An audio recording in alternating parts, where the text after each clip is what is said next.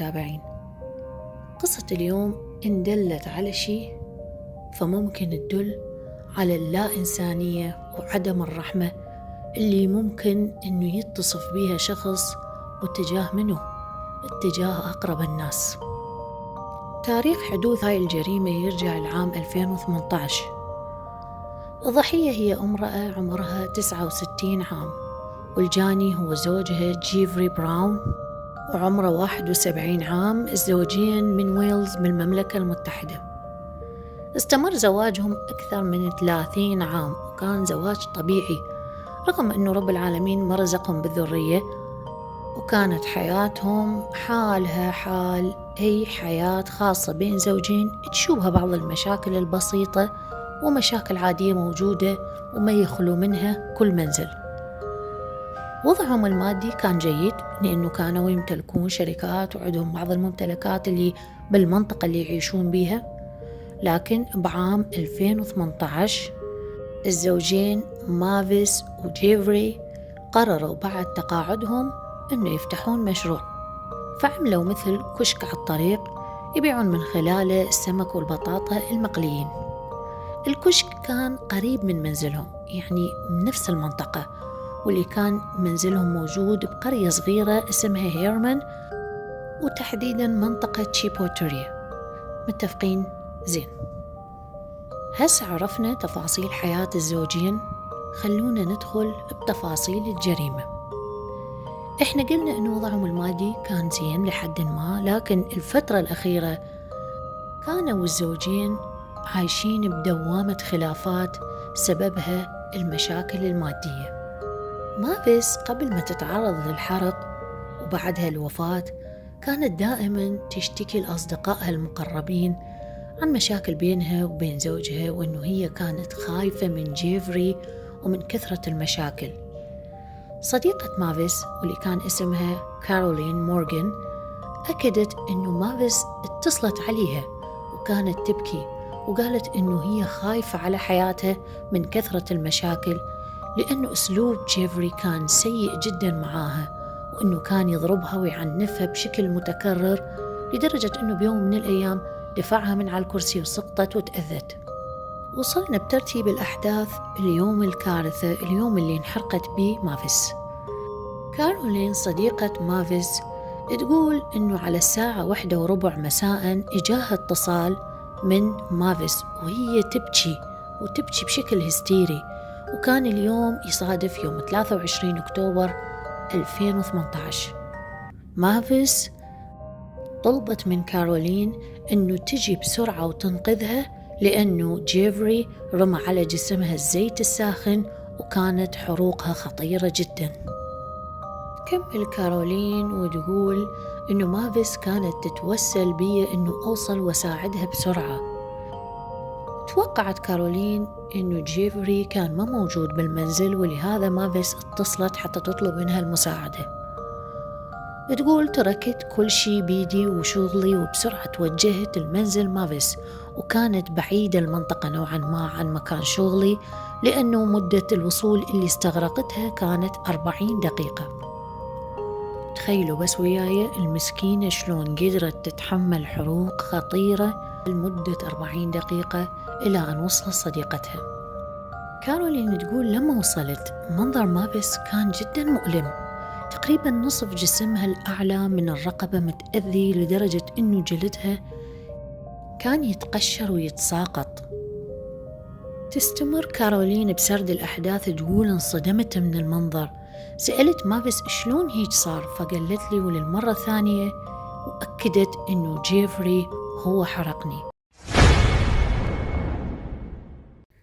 المصيبة أنه جيفري كان بالكشك، بالكشك مستمر بالشغل، ولا كأن ما شيء كان، ولا كأن ما زوجته احترقت أمامه وبحروق خطيرة. كارولين تقول اتصلت فورا بالطوارئ حتى يبعثون سيارة إسعاف وبأسرع وقت، لأنه ما حد اتصل على سيارة الإسعاف حتى ينقذون مافيس. تقول لما توجهت للكشك لقيت جيفري مستمر يخدم الزباين، وبكل برود طلب مني أنه أساعده وأضيف كم سمكة لطاسة القلي. تستمر كارولين بالأحداث المستفزة لجيفري وتقول سألته ما تدري زوجتك محترقة وانت عادي تشتغل؟ فجوابه كان أعرف، طاسة الزيت وقعت عليها بالغلط بعد ما اتزحلقت وأني قلت لها روحي للبيت وارتاحي وأني راح أكمل الشغل عنك. كارولين تقول عصبت وطلبت من جيفري إنه يسد المحل بأسرع وقت وإنه يعتني بزوجته المسكينة. بهالأثناء وصلت سيارة الإسعاف وتم نقل مافيس لمستشفى بمنطقة سوانسي، ومن هنا بدت رحلة العلاج. تقرير المستشفى أكد إنه حروق مافيس كانت تغطي 46% من جسدها، ودرجة حرارة الزيت كانت تقريبا 160 درجة، يعني فوق درجة الغليان. ولكم إنه تتخيلوا معاناتها المسكينة مافيس خصوصا، وإنه هي انتظرت 40 دقيقة بدون إسعاف إلى أن وصلت صديقتها كارولين. لمدة 6 أيام عالج الأطباء حروق مافيس، أجروا عمليات الجلد المحترق، لكن للأسف انصابت بتعفن الدم وانخفاض درجة حرارة الجسم، مما أدى إلى فشل عديد من أعضاء الجسم. بالنهاية توفت مافيس يوم 29 أكتوبر 2018. بعد وفاة مافيس المأساوية بدأت الشرطة عمليات التحقيق حتى تعرف شنو اللي صار بالضبط، وهل هي جريمة فعلا أم حادث مثل ما يدعي جيفري. أكيد أول المتهمين هو جيفري الزوج، خصوصا بعد ما اعترفت صديقة مافيس كارولين بتفاصيل مكالمتها الأخيرة مع مافيس، وإنه هي قالت جيفري هو من سكب الزيت على جسمي. لكن جيفري كان مصمم إنه هو ما له علاقة بوفاتها، وإنه مافيس هي كانت سكرانة فتزحلقت وسحبت طاسة الزيت بالغلط وسقط الزيت على كل جسمها وبمجرد وقوعها على الأرض. يدافع عن نفسه جيفري ويقول إنه أني أيضا تعرضت للحروق بإيدي عندما حاولت أساعدها وأسحب ملابسها للأعلى اللي كانت متشبعة بالزيت المغلي. أصدقاء مافيس ما سكتوا وتكلموا عن كل شيء كانت تخبرهم عنه مافيس من مشاكل وشلون كانت تخاف على حياتها ومتوقعة إنه جيفري راح يقتلها بيوم من الأيام. وأيضا أخبر الشرطة أنه جيفري كان مستمر بالشغل بينما كانت زوجته تعاني من حروق جدا صعبة، وأمام مرأة من عينه تم الحرق، وعدم تصرف جيفري واتصاله بالإسعاف خلى الشرطة تتهم قتل زوجته. المحاكمة بدت عام 2019. فريق الادعاء أثناء المحاكمة قدمت له دلائل على أنه الزوجين كانوا يجادلون بصورة مستمرة حسب أقوال أصدقائهم، وطبيعة مافيس كانت عصبية وجيفري هادئ بطبعه على حد قولهم. لكن المهم أنه تم فحص نسبة الكحول بجسم مافيس وكانت عالية أكثر من النسبة الطبيعية، الأمر اللي خلى جيفري يقول أنه هي عندما سقط عليها الزيت لأنه كانت سكرانة ومو واعية اتهمتني. يقول بمجرد ما أدرت ظهري عنها لقيتها مرمية على الأرض وطاسة الزيت كانت على طرف الطاولة متقدمة شوية للأمام، وما أنه الزيت ثقيل فأكيد راح تميل الطاسة للأمام وتسقط، وكان عبالك أن الزيت شلال وسقط على جسم مافيس. لكن الشرطة سألته إذا أنت ما حرقتها ليش ما اتصلت بالإسعاف أو طلبت أي مساعدة، بما أنه هي احترقتها الحروق الخطيرة وكان أمام مرأة من عينك، ليش ما تصرفت؟ يا جماعة أجوبته كانت جدا مستفزة وكان برود عنده مو طبيعي. جاوب الشرطة ما أدري والله صحيح ما أعرف ليش ما تصرفت، ما عرفت أتصرف بوقتها. حاول جيفري يقلب الطاولة على مافيس، اعترف أصدقائه إنه مافيس كانت هي اللي تفتعل المشاكل، وهي أيضا كانت تتمنى إنه يموت جيفري أو ممكن هي راح تقتله. فريق الادعاء بالمحكمة شافوا إنه حروق مافيس ما تمت عن طريق حادث، وإنه زوجها دفعها لطاسة القلي العميقة اللي كانت درجة الزيت بها حارقة.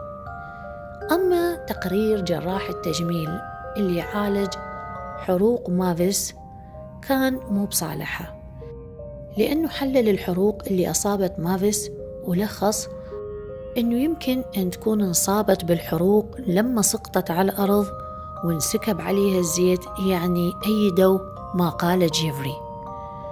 استمرت محاكمة جيفري أسبوع، لكن الصدمة أنه تم تبرئة جيفري، وشافت المحكمة أنه غير مذنب بالقتل العمد وهو حر طليق.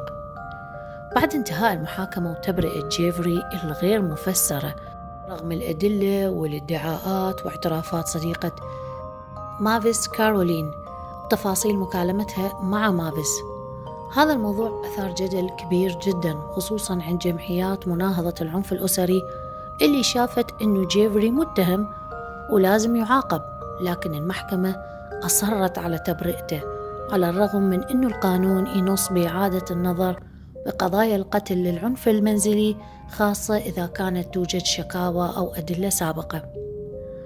بعد 3 سنوات تحديدا في 1 يونيو يعني حزيران عام 2020 توفى جيفري بعد ما ترك 1000 علامة استفهام بإنكار القتل مافيس.